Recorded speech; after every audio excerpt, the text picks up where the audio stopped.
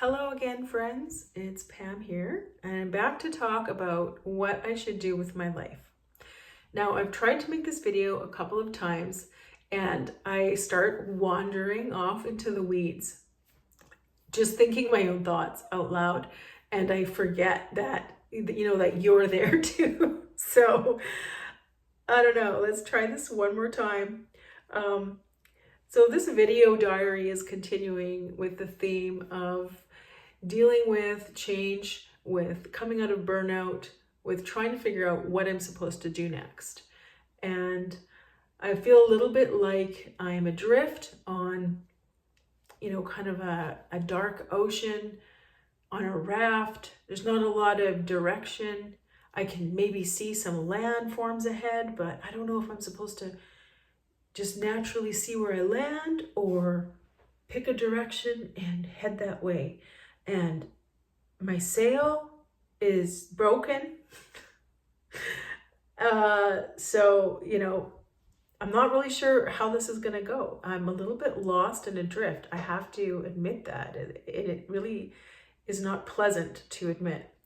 So I was thinking about my teaching career, and I'm so grateful that I was able to and have been able to teach and use my teaching degree. I know it's a privilege. I know it's a gift. But this is a little best teacher ever sign that one of my students gave me that I keep around my desk. And also have this little memento, which is student memories and letters to me when I left the school that I left, and it's typed. Isn't that amazing? So precious. I'm so thankful for those students. Even just yesterday, I went into a store and a past student from like a long time ago, like 2011, 12 was in there, and she was so happy to see me. I hadn't seen her for years, and she showed me pictures of her family, and she was just telling me how, just so encouraging. And this is my little door, my name from the door of one of the places that I worked, stuff like that. So I kind of realizing that I surround myself with these inspiring mementos. And so I'm not totally detached. I'm from the teaching career. I feel like I'm still in it, but I'm not really in it. The school just down the street from me that I could be working at, I'm not working at. And I don't think I can again. There's a lot of reasons for that, but I'm not going to get into them here. But just suffice to say, this isn't from a student, but this is the cutest little owl family that my daughter painted for me. I just thought it was so cute. I wanted to put it in the shot here. Anyway, I heard recently a quote, "Is the juice worth the squeeze?" So that's what I'm really trying to figure out. Is the juice, is what I'm going to get or what's going to come out of what I do next, is it worth sort of the time, the energy, the emotional, physical, mental, whatever squeeze that's going to happen? And I've recently been thinking about this more because, well, first of all, the school year is kind of coming to an end. So I'm starting to think already about next year. And then I've also been asked to teach piano lessons. And that's kind of started a whole conversation. I've been teaching some lessons to my little niece, and she's so sweet. And I kind of knew that if I started doing that, some requests might surface, and they have. So now I am sort of faced with this. Should I go back to teaching piano? I have a list of pros and cons here in front of me, so maybe we'll get to that. So what should I do next? I could teach piano and voice lessons. I've done that before. I'm teaching a little bit online. I could do that more, maybe. There are good things about that. It also can be kind of lonely, and I really miss, being able to actually be in the room with students and, see their eyes light up and explain something to them and know that they've got it instead of, writing them an email or a message on, and it's so impersonal, and I don't always know. So I miss that part, the kind of hands-on, I could focus on writing. So I often think if I had just a clean slate, if I cleared everything off the desk and I could just decide what I was going to do, I know I would write. And I think sometimes if I had all these other things off of the table that, my attention tends to go towards, then maybe I would really have the creativity and the time to write those things, to write those stories. I've always had a dream of writing a devotional for high school students because in my years of teaching, I'm always looking for a good devotional book, and it's really hard to find them. I always end up kind of, ad-libbing them a little bit and leaving some out and making it my own. So anyway, also course development. That's been interesting, kind of fleshing out a course from the foundation all the way up with quizzes and assignments and trying to make it as interesting and colorful and engaging as possible.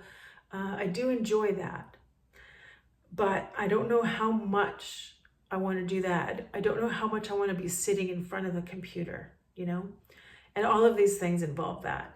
But I have to realize that I don't want to be doing that for like 6-8 hours a day, So those are some of the things. And like I said, I'm so grateful for being able to have the jobs that I've had and be able to use what I've learned. And I know that that's a privilege, and I'm really grateful for it. I'm just really confused, and I'm not willing to waste time anymore. So I've started thinking a little bit more about, instead of taking every opportunity that's presented to me and just saying, oh yes, sure, I will do that. I want to curate something that works for me and prevent burnout in the future, and also be able to recover from this kind of burned out, disillusioned, brain foggy, extremely tired person that I've become. I've realized that I need time to recover. I need less pressure than I've had in the past. And I do need a little bit more income. There's always like, can we make some money here somehow? Money's never been a huge factor for me, but I do really find it enjoyable and valuable to be able to contribute. And I also want to be able to make more to help my children with their needs as they're young adults in the world. I need a reason to get going every day, to wake up. And right now, one of my big reasons for waking up and getting out of bed is I wake up and I make my husband a wrap to take to work.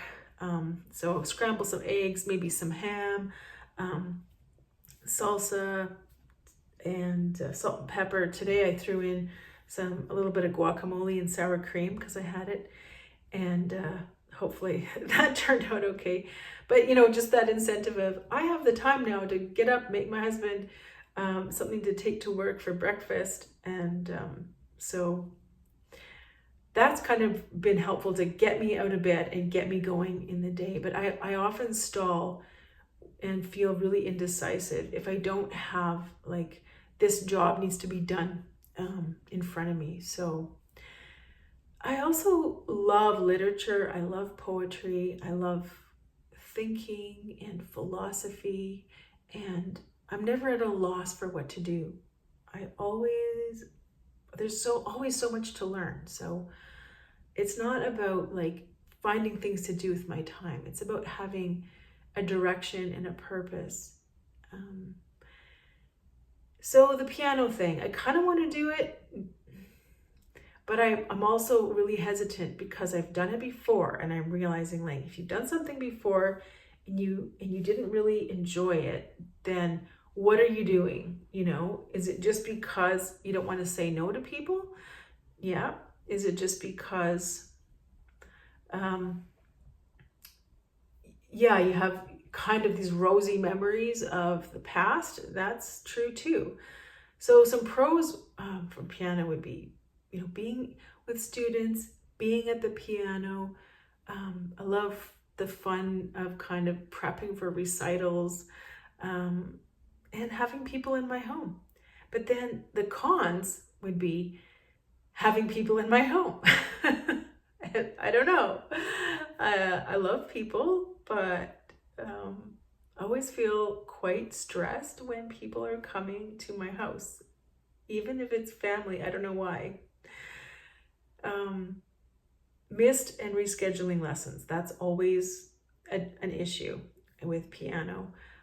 Just the stress of dealing with admin and money and people. I mean, anytime you're doing a job and you're taking payment for services rendered, it can always get tough. So there's that trying to get paid. People, even though I don't charge, I've never charged very much, it's always hard sometimes. People don't want to pay, especially nowadays, because, you know, life is hectic and expensive.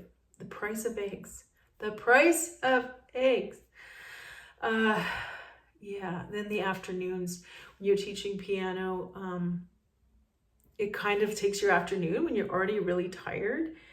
That can be a tough thing, and you kind of run out of time to make supper, things like that. So you always have to prepare, you know, dinner beforehand, because lessons often go, you know, till 5:30, and sometimes even 6 o'clock, and then there you are, you're tired, and then you're supposed to try and put something together for dinner. So those are some of the pros and cons that I've thought through. And I've realized that in making this decision, it's caused me to think about, what do I really want to do? And I think the frustration is that I don't know. I really don't know. And the frustration is needing to make decisions and feeling, you know, just not really able to trust my own decision-making brain. But I do know that my time and energy it's limited, and I want to spend it the best way I can. I don't want to spill it and squander it. So yeah, those are some thoughts about what to do with my life at this age. And yeah, if you have any thoughts, leave them down below. Thank you for listening to my somewhat rambly ramble. Is the juice worth the squeeze? I don't know. Do I even want juice? Is juice even something that I like? I mean, I don't know. Well, thanks again for hanging out with me, and hit like and subscribe if you're interested in hearing more, and I will see you again soon.